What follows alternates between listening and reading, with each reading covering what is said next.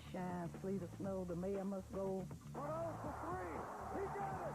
He got it! Karl Malone is a man who earns his success the old-fashioned way. You might want to consult your doctor before you do this. He's the best player on the team, and he's working the hardest. As a poor kid from the South, critics doubted he would ever get out of Louisiana. Carl, you cannot get out of Summerfield. You will stay here, drive a truck, haul garbage. You can't do it.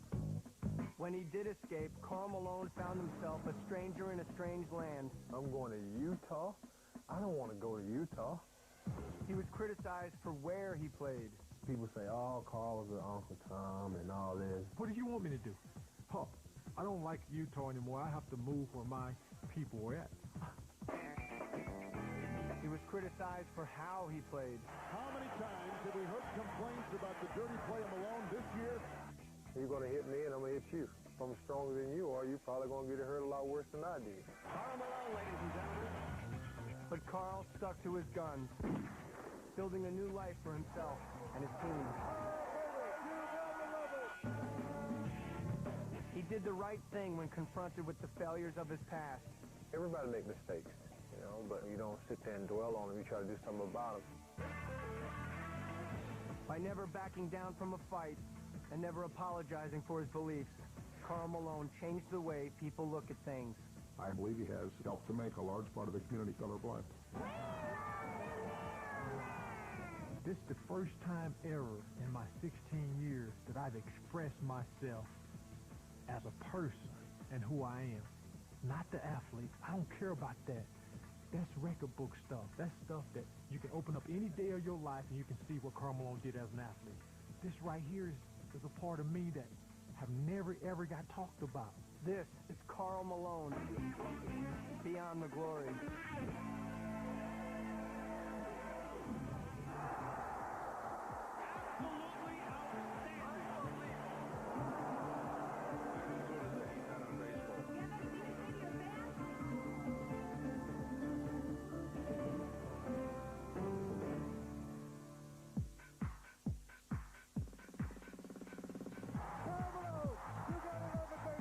For nearly 2 decades, Karl Malone has waged war on the hardwood floors of NBA arenas. Neither aches nor pains nor gloom of nightly battles has kept the mailman from his appointed rounds. He gives you your money's worth every day. Karl Malone is doing it all. He is very driven. He is extremely competitive. Malone's durability is legend. He's missed just 7 games in 16 years. He's an irresistible force and an immovable object. Very, very, very, very, very physical. I think he eats, drink, and sleep weights. The hallmark clearly will be the consistency. He did it every night. There it is! Karl Malone! Karl Malone is the second leading scorer in NBA history and a 2-time most valuable player who has led the Utah Jazz into the playoffs for 16 years straight. Everybody give Karl Malone a high five. He put this team on the map. Like they always say, death, taxes, the Jazz, and the playoffs. Once the games begin, Karl is a hard and fearsome gladiator who asks and gives no quarter. Sometimes I do things out there and I'll be like, God, is that really me? He's absolutely killing them. But behind that fierce facade lives another Karl Malone, a man deeply admired for his care and generosity towards others. He liked it when people would confide in him and come to him with problems. He always seems to be sharing, and his house is always crowded. There's always people there, and he never says no. Am I 2 totally different people? Absolutely.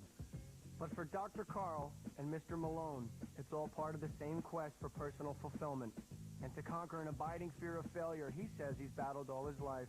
Being successful takes a lot of hard work, take a lot of dedication, take a lot of people that believe in you.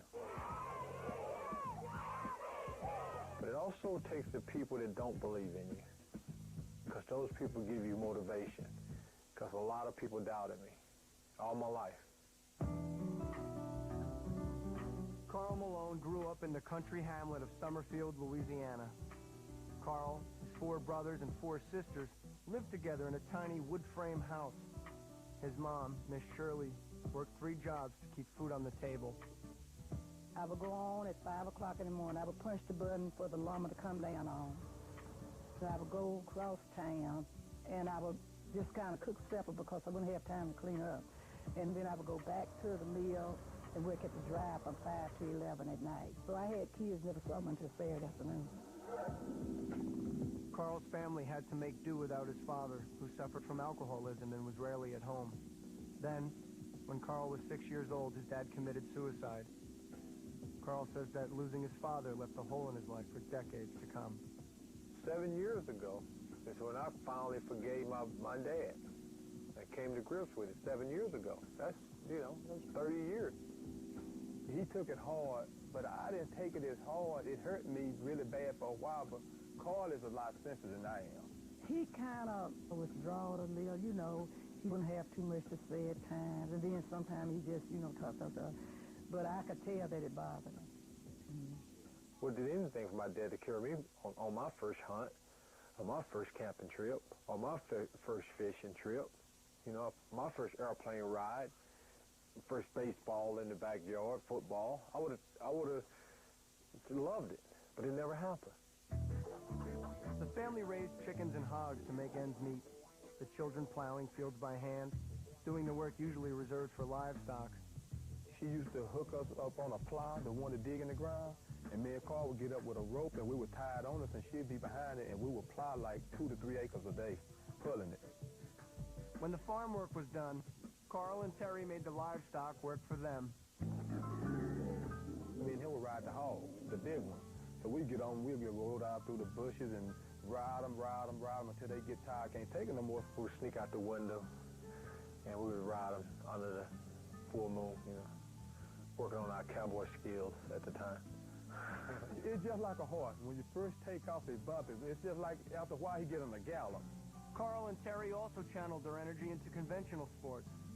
When Carl was 12, his mom bought him his first basketball on the installment plan. Basketball was $2.49, but that was like $200 to me, because I could have got some rice and oatmeal and grits with that, so I put it on layaway. I paid a quarter down on this basketball, so I worked and I paid 50 cents and maybe a quarter till I got it out. The brothers nailed a bicycle rim to a tree and played in puddles of thick mud, developing the roughhouse style, which would define Carl's career. I told him, don't play so rough. I said, ain't nobody don't want to play with you, like that. But he was just playing like he playing professional ball, I guess, because he was rough. We'll play from 4 in the evening sometime to 8, 9 at night and just be so much dirt on you where you just pull the dirt off your skin. And then we get through, hey, you want to go ride a hog? Carl grew up with dreams of driving one of the big 18-wheel trucks that passed through Summerfield on their way to far-off places. But now basketball pointed the way toward a different kind of life. I didn't go to bed with a basketball under my arm saying I have to play in the NBA. If I don't, I'll be devastated. But I said that I want to be the best at whatever I did, whether I was a truck driver, a heavy equipment operator, a cop, in the military, or whatever. I wanted to be the best. With brother Terry feeding him the ball, Carl led tiny Summerfield High to 3 state titles. His fame slowly spread beyond the backwoods, 20 miles down the road to Ruston, Louisiana. Carl has 42 points, 22 rebounds, and like 10 blocks. And I'm walking away, Jesus, who is this guy? The summer before his senior year in 1980, Carl got a taste of the outside world. At age 17, he took his first plane ride, his first trip outside Louisiana, to play an amateur basketball game, ironically, in Utah. And I would wake up in a foreign place with mountains and stuff like that, so I'm deer in the headlight looking. The game was uneventful, and Carl's team lost. But one memory of the trip stuck with him forever. I remember calling my mom, and I said, Mom, I'm in Utah. I don't know where this place is, but I never want to come here again in my life. Coming up, Carl's nightmare comes true. Of course, I think up till that time, he thought Utah was in Europe. And later, Carl fights to build a home in the West. The people that try to bring me down, they're making me stronger. The last person that said that he was Uncle Tom, he came out and gave him about 35 points. After leading his high school team to 3 state titles, Karl Malone dreamed of using basketball to move beyond his small hometown of Summerfield, Louisiana. But after enrolling in nearby Louisiana Tech, Karl discovered that his grade point average was too low for him to play there. His chances of escaping Summerfield seemed slim. I knew what 80% of the people wanted.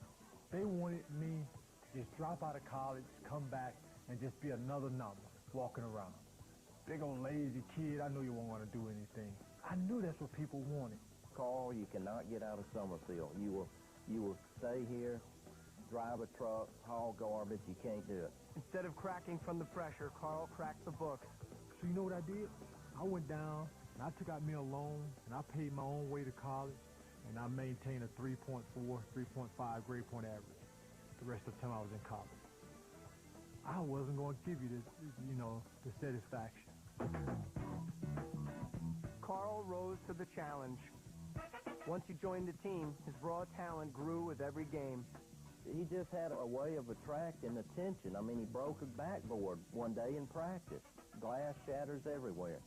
Sports Information Office gathered up some of the small pieces of glass and mailed it out as a promo.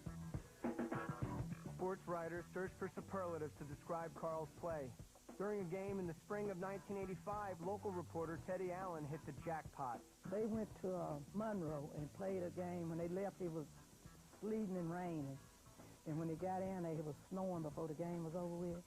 And the next day, in the Shreveport Times, Teddy Allen had in there, rain, shine, sleet, or snow, the mayor must go. And he named him the mailman. And he wrote a big article. He said, Karl Malone was like the mailman. He delivered. And boom, it just stuck. Hit to Malone! Oh.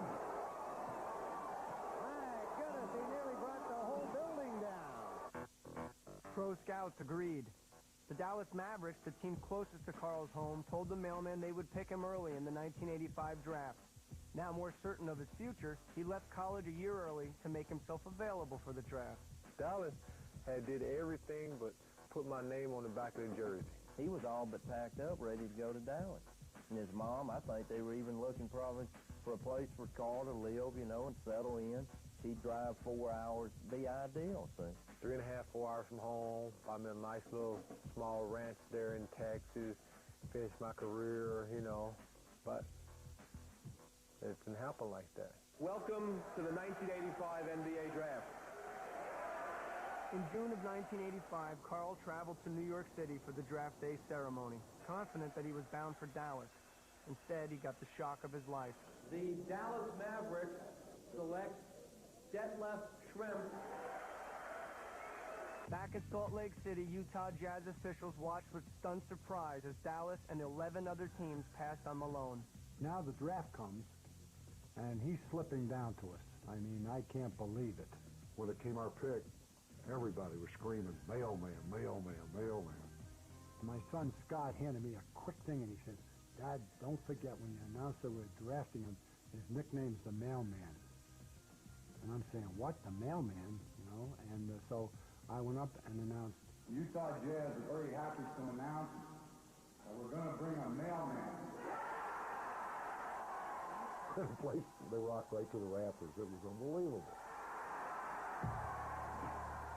Startled by the turn of events and relieved that he'd finally been picked at all, Karl broke down on national television. You're very emotional right now.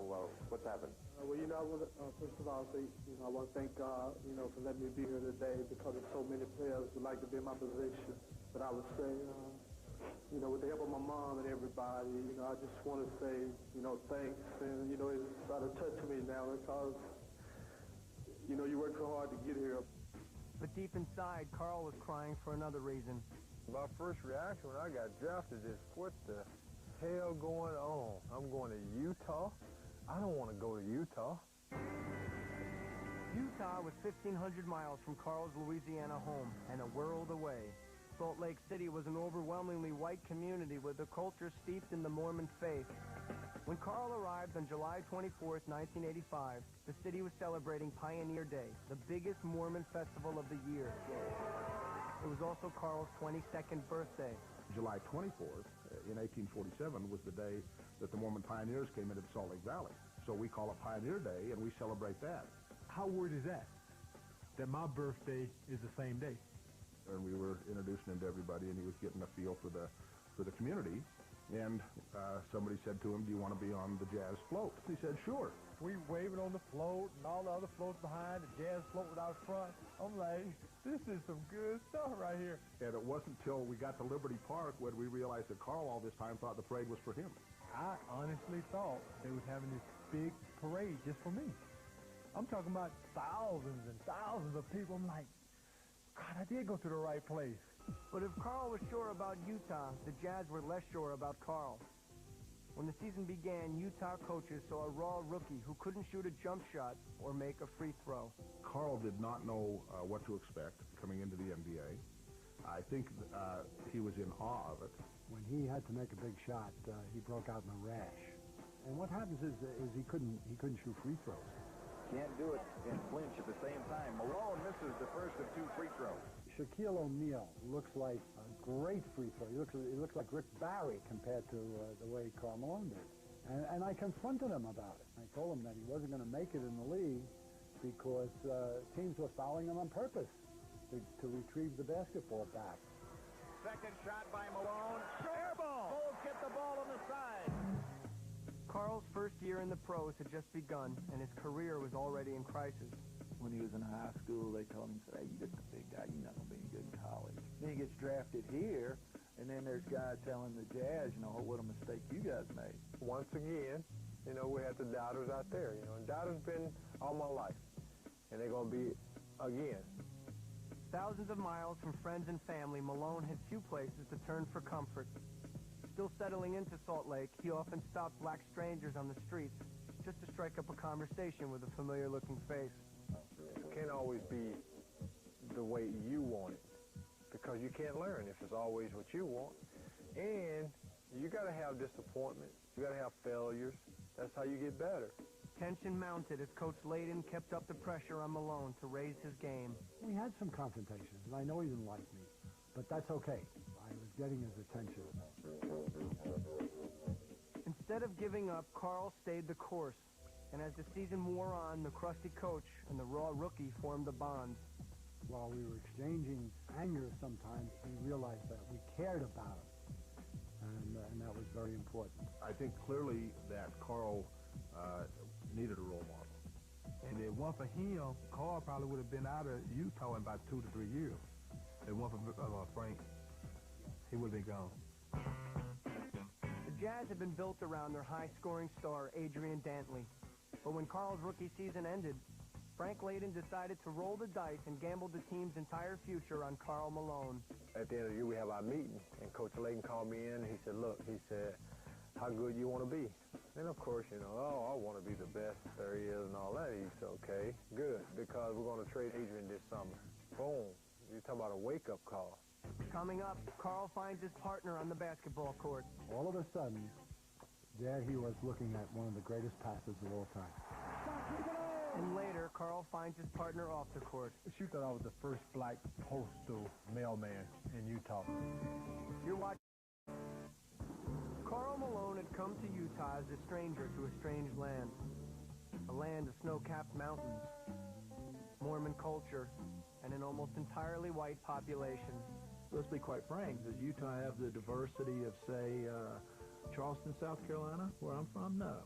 This is basically an all-white city, in a major city. People all say, oh, God, what is it like? This is what you make it. Settling into Salt Lake, Karl determined to build a new life for himself in Utah. Karl came here not knowing what it was or wasn't in terms of demographics racially. He just came here and he was Karl.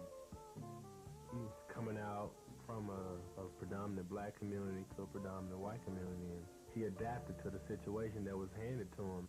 But as Karl made Utah his home, critics accused him of turning his back on his African-American heritage. People say, oh, Karl's an Uncle Tom and all this. He knows the criticisms out there. He hears them. He reads the papers. But at the same time, he's strong enough within himself to know that he can't worry about it. Because I played my career in Utah, and this so-called the Mormon all-white state, I've been criticized for that. What do you want me to do? I don't like Utah anymore. I have to move where my people are at. That's a shallow, narrow-minded train of thought. Karl came under attack not only for where he lived, but how he lived. As a hunter and outdoorsman, he drew fire for publicly endorsing the National Rifle Association. Once more, Malone stood his ground. How I grew up. What we hunt for and what we bagged was what we ate. Okay?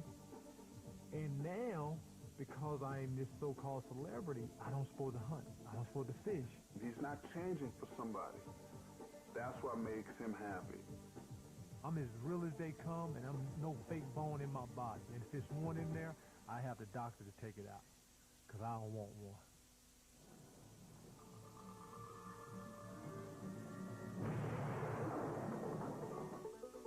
In a case of art imitating life, Karl portrayed one of Utah's first black pioneers for a movie called Rockwell, playing a part that reflected his own quest for acceptance in a white world.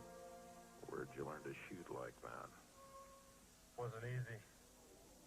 Karl was becoming a Salt Lake celebrity on his own terms, and as his reputation warmed up, so did his social life. Hey, here she comes. You have a good time tonight. I will.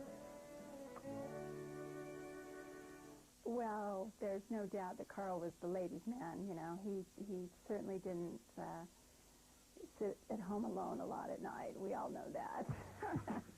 In the spring of '88, Karl was signing autographs in a local mall when he met Kay Kinsey, a Miss Idaho USA of Filipino heritage who was visiting Salt Lake with her family and who had never heard of Karl Malone. He was signing autographs, and I just kind of looked over and said, "Who is that guy?" And he goes, "Well, that's the mailman." And so my first thought was like, okay, the first black postman of Utah. She thought I was the first black postal mailman in Utah. She thought I was just been awarded that and thought I was in the mall signing autographs. She came up and he said, "Well, do you know who I am?" And she said, "Well, you're the first black mailman." And he kind of looked at her like, "What do you mean?" That was kind of how our friendship started from that. You know, it's like, gosh, she didn't know who I was, and that was kind of neat. He said, "Do you mind if I called you?" From that day on, 1988, till today, he's called me every day of our lives. Kay and Karl were married in Karl's home in 1990 on Christmas Eve. They always say, "You marry your best friend," and, and I did. On a hill overlooking Salt Lake City, Karl and Kay built a home which would soon be alive with the sounds of their 4 children: Katie, Kylie, Carly, and Karl Jr. My home is a home. It's not a house. You know, it's a home, and that's how we build it. We build it for our friends and family. Every time we had a child, it made him real more humble, and it just thought about what can he do to be a better father, a better husband, and make sure these kids are stable and happy. I'll go around saying I want to be the best basketball player to ever play the game. I want to be a great husband, great father. I want to be a provider. I want to do those things for my family, because when everything go to hell, the family is going to be there for you. Malone had found his home off the court. Now surrounded by the emotional comforts of friends and family, he was finding his groove on the court. Back to Malone. Then all of a sudden, he emerged. Malone goes to the hoop. Good. The mailman delivers. Then boom, it was like, oh my goodness, Karl Malone, this guy is incredible. To put him up, Pittman lost track of the time, and it's stolen by Malone. He'll come down for a flying dub. By the early 90s, Karl had willed himself into an NBA All-Star who dominated play on both ends of the court. With his personal life secure, he was turning his team into a tight-knit family as well, starting with the point guard who delivered him the ball, John Stockton. We understand each other. We're from different backgrounds and different walks of life, but we came together to one place to do something and try to be the best at it. Just an interwoven part of the culture is Stockton to Malone. Stockton to Malone. Hot Rod Hundley has said that phrase literally thousands of times. Stockton to Malone. You know, it's like one word. Stockton Malone.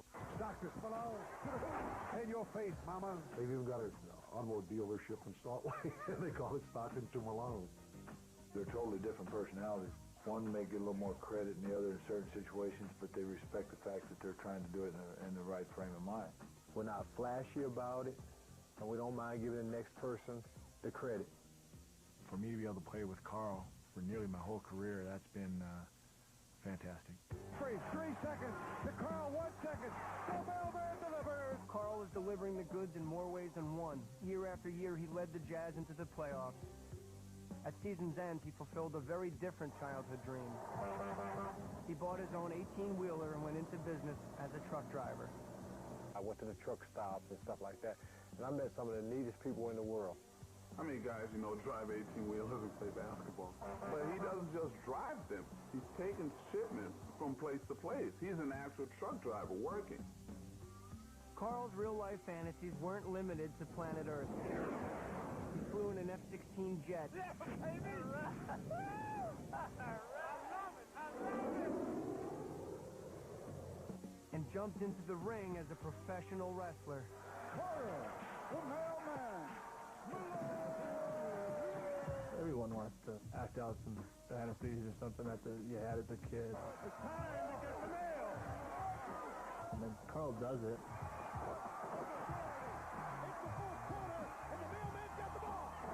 I had athletes walk up to me and say, man, I would love to rap. Man, I would love to have my radio show. Let's cut through the board. Let's cut through the tape. God, I wish I had the nerve to say that. Why you don't? Karl Malone was living out his wildest dreams, but soon he'd be battling his worst nightmares. Coming up, Karl speaks his mind and takes the rap. If you got the AIDS virus, it'll be hard for me to play as hard as I'm capable of playing. Maybe I shouldn't have said that, but I meant what I said.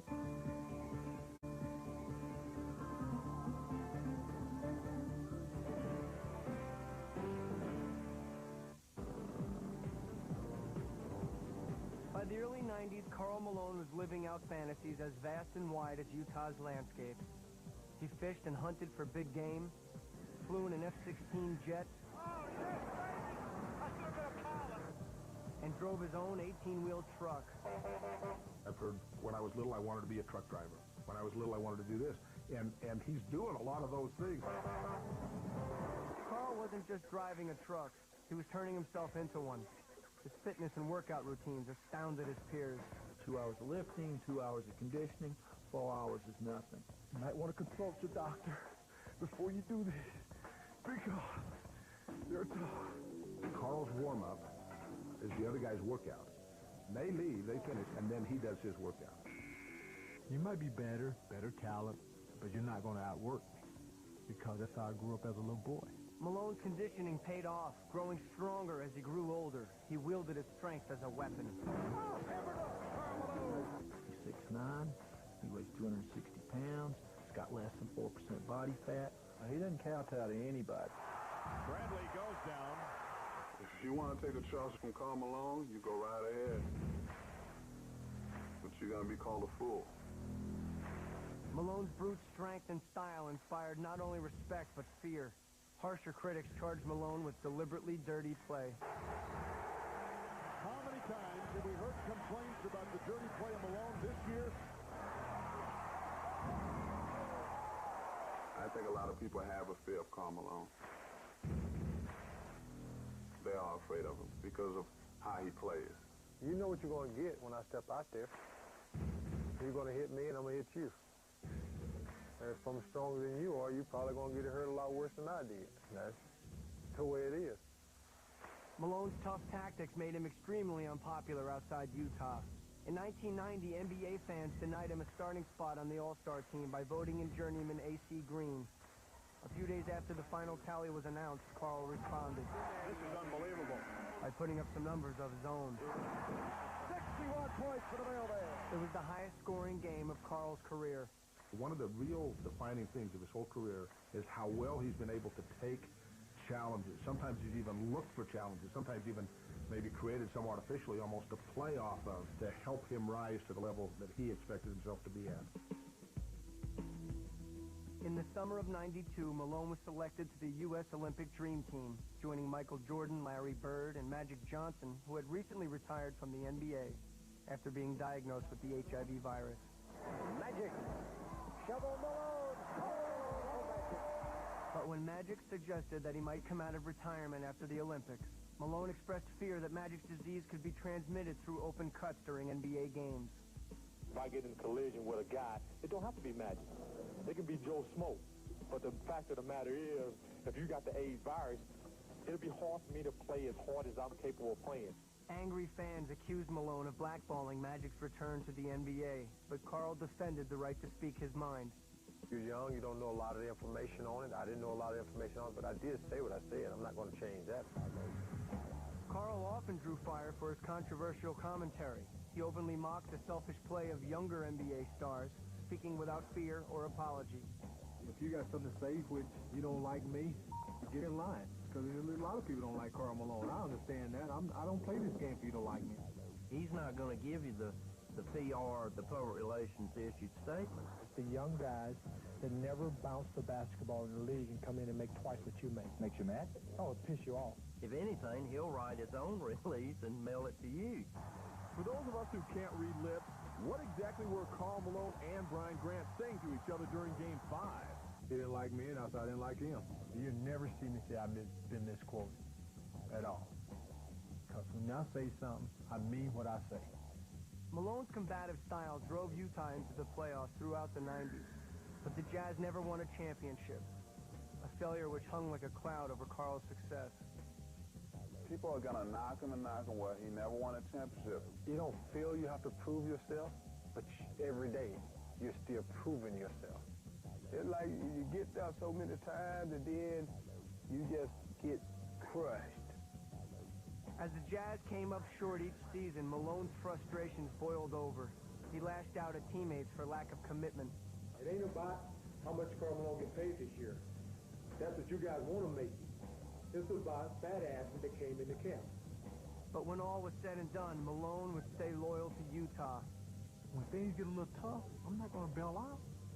You know, and the guys that you surround yourself with, your group, your team, you don't want to bail out on you. Welcome to the Delta Center for the NBA Finals. Stockton wide left, looks to Karl Malone. In '98, Karl led the Jazz to the NBA Finals against the Chicago Bulls for the second year in a row. Utah forced in a situation where they got to score. But with the championship on the line, the Jazz lost the final game in heartbreaking fashion. With seconds to play and the score tied, Karl took a pass just outside the paint. But before he could make his move, Michael Jordan slapped the ball out of Malone's hands. Jordan knocks it away from him. Jordan's got it. The Bulls can win it right here. Then Jordan drove the length of the court, pushed aside a defender, and drilled the winning shot just before the buzzer. He makes it. He makes it. 5 seconds left. Timeout, Utah. Chicago leads 87-86. Can you believe it? The final play and crowning achievement of Michael Jordan's career had come at Malone's expense. Karl was left to lick his wounds. You come so close now to the championship. Will you return? Will you keep trying to get to the top of this mountain? Well, I'm not a quitter. But even as Karl absorbed the bitter taste of that defeat, he faced a deeper crisis at home. During the '98 finals, newspapers revealed that Karl had fathered twin children in Louisiana 17 years before, and that the twins had never met their famous father. Now Karl would face the moment of truth which would define his career and his character. Coming up, in their first television interview, Karl's kids talk about meeting their dad. He was talking, but to this day, I really can't tell you what was said, because I was shocked, really and truly. Back to Karl, base left. 12-footer. Good. Delivery. As Karl Malone propelled the Utah Jazz toward the NBA Finals in June of 1998, the press uncovered stories about the children he'd left with their mother in Louisiana 17 years earlier. Karl decided he would face up to his responsibility. In the summer of '98, he flew to Louisiana to meet his teenage children for the first time and to try to begin making up for the time they'd lost together. If I didn't make an effort to get to know my kids, what happened when my 5-year-old boy have kids or something like that, what can I tell him? You know, yeah, you know that's not right, and he say, okay, Dad, you did the same thing. So it's about trying to make things right, growing up, being responsible. Darryl and Cheryl Ford were born in 1981 to Karl and his then-girlfriend, Rita Ford. The twins had grown up without ever having met their father. I like him as a player, you know. Yeah. I didn't know him otherwise, you know, except watching him on TV as a player. It wasn't really Rita and Karl's decision. This is what I know of. It was mostly the parents. It was not really hush-hush. It was like, okay, you go on your way, you do your thing, you go on your way, you do your thing. You need something, we'll help you out. It bothered me because, I mean, we had another father figure in our life, and then all that came about. And, I mean, it'll hurt any kid.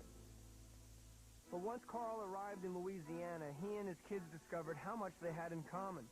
Like their dads, Cheryl and Darryl had grown up in Summerfield and were starring on the basketball team. They tell me that Darryl has ways like him, but my ways are more like him than any other kid that he has. And I believe that. I can say, yeah, that's true. In the months which followed their first meeting, Karl and his children began to repair their family ties. Their mom did a great job raising them. She did a great job. You know, they're good kids. I wasn't around, and I give the credit to their mom. These days, Darryl and Cheryl are still following in Karl's footsteps. Both are playing basketball at Louisiana Tech, where Karl's retired jersey hangs from the rafters. When I shoot, you shoot just like him. And lay up, you lay up just like him. You dunk just like him. I'm like, Darryl, you know, just, dang, why can't it just be me, you know? Karl and the kids say they're gradually growing closer and becoming a family. It gets better by every phone call, every time we visit. It gets better and better, you know. I'm their father, you know. I'm a friend, but I'm their father. He's dad. He's in there. Yeah, he's in there. He's in there. Coming up, Karl tends to children beyond his own. It was like they sing Jesus, you know. And he happened to be black, wearing number 32.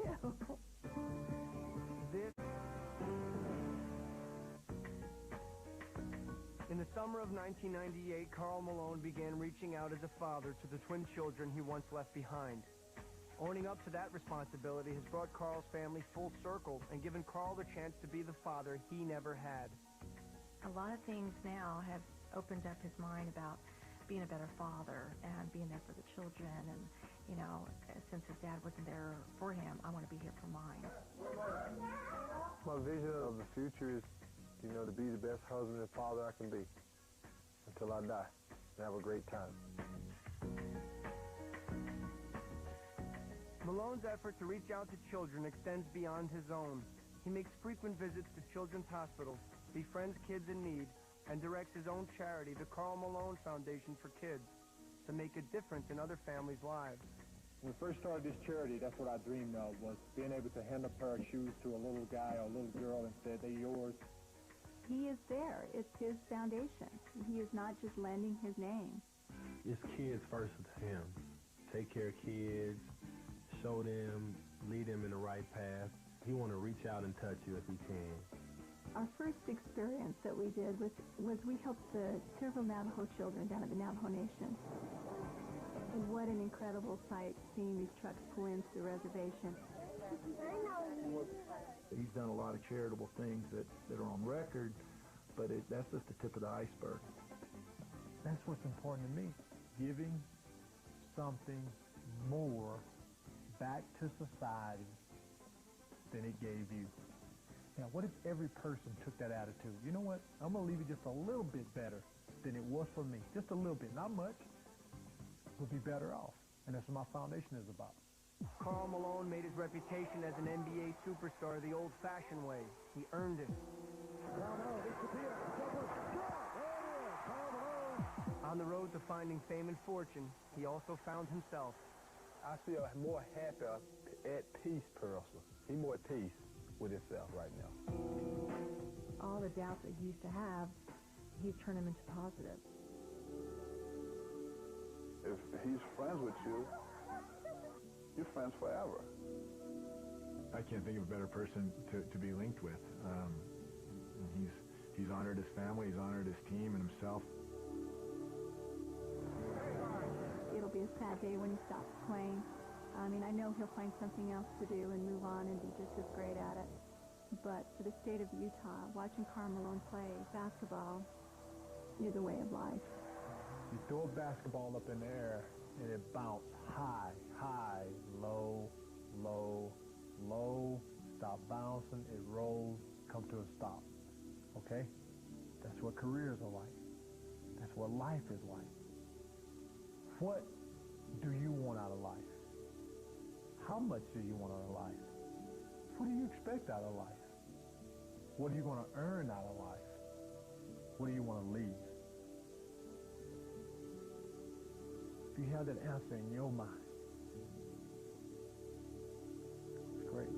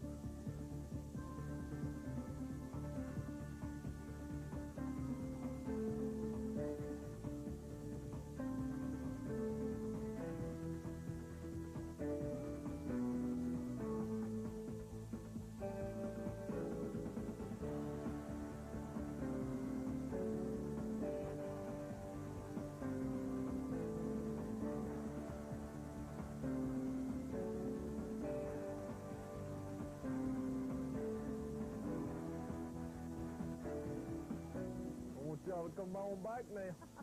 All right?